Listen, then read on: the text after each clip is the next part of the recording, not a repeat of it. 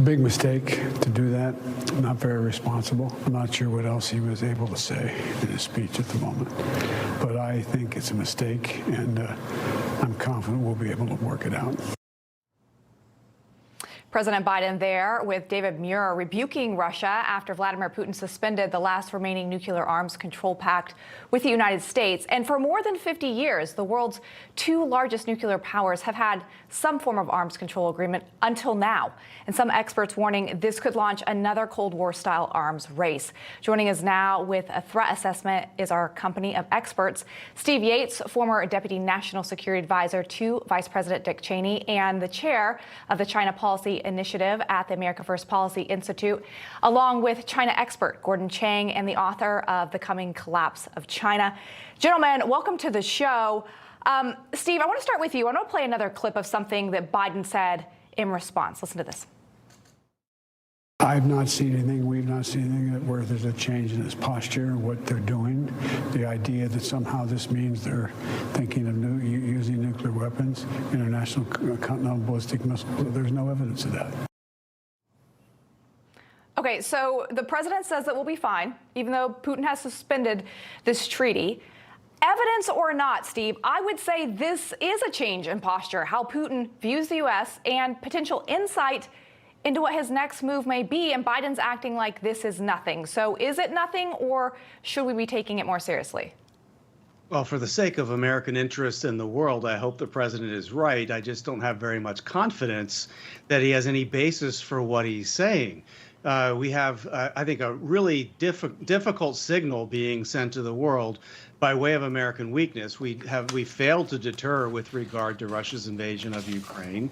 Deterrence is not exactly strong with regard to the People's Republic of China's encroachment, and things in the broader Middle East are in more chaos. So I don't know that we're in a position of strength, which would be the best deterrent. Arms control agreements of themselves don't keep America safe, but having strong, confident, and successful leadership and allies who believe in it is actually part of that. And I think that's what's missing right now. Yeah. Gordon, I want to get your take on this because there is growing concern as well about China and the relationship that's growing between Russia and China. Just this week, Secretary of the Navy raised concern over our inability, the U.S., to keep up with China's naval fleet. According to Carlos Del Toro, China has about 340 ships right now. So that's 40 more than the U.S. And they estimate that China will have 440 in the next 7 years. The U.S.'s strategy is only to have 350, so 50 more than we have in the next 22 years. And Del Toro also saying this, Gordon, that they have China 13 shipyards. One of those shipyards is larger than all of our shipyards combined, just for comparison. He says that presents a real threat. Do you feel like the U.S. is taking this threat seriously of China, that they're growing their naval fleet to such large numbers? The United States is not taking China as seriously as we need to, because it's not just the building of the Navy or their armed forces in general. We know that Xi Jinping is, in fact, preparing for war. He's trying to sanction-proof his regime, and he's mobilizing China's civilians for war. And Lindsay, as we know, during the Communist Party's 20th National Congress in October, he appointed what's now being called the War Cabinet. So although we don't know what's in Xi Jinping's mind, we do know that he's getting ready for battle. And they do have a larger Navy than ours. And they are going to and they also have some weapons that we don't have in some critical categories, like supersonic missiles with nuclear-tipped weapons. Yeah, and we also know that they've been very clear, at least Xi has, or alluding to the fact that they do want to take over, put Taiwan back into what they would consider their reign in the next few years, which would pose a very concerning situation for the U.S. I do want to ask this, though, because tomorrow marks the 1 year of Russia's invasion of Ukraine. And there are reports just this week that China is considering giving Russia arms to help supply weapons to them, to Russia.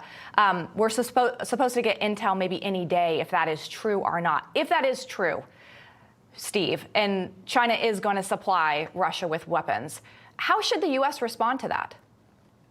Well, unfortunately, the United States needed to respond to that a year ago and all along, because China's leaning to one side in this with Russia really was out of the box. There was the Putin-Xi conversation that very clearly seemed to intimate that an invasion was coming. There's all the conversations about sanction proofing that Gordon mentioned, with which I entirely agree.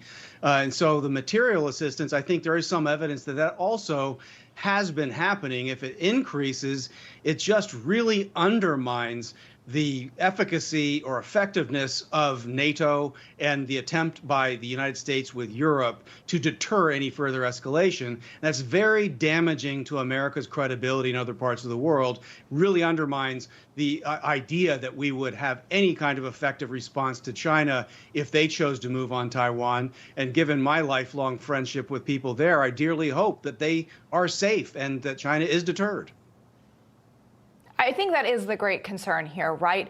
That you have Russia, who seems like they don't fear the U.S. anymore, nor China. And so, Gordon, I guess my question to you would be, if we do think that China, if it comes out this intel proves that China is going to supply Russia with arms, what would make China fear the U.S.? What would be a repercussion that would actually make them scale back? I think that if the United States were to arm Ukraine to the fullest extent and make sure that they were able to expel all Russian forces from Ukrainian territory, that would go a long way to reestablishing deterrence. The one thing, Lindsay, that we know, and Steve just intimated this, that China is already supplying lethal assistance to Russia. Every day, according to the Breaking Defense website, an AN-124, which is the world's largest cargo plane, leaves Zhengzhou in central China with ammunition and other high consumption rate items. And also, we know from the very beginning of this war that China has supplied military information to the Russians.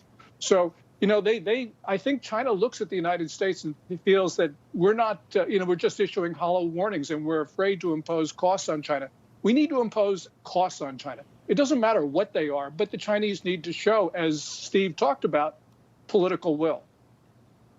It'll be interesting to see how this all unfolds. And obviously, we know economically, China has been supporting Russia since the beginning of this war as well. Steve, Gordon, always appreciate your insight on this matter. Thanks for being with us tonight.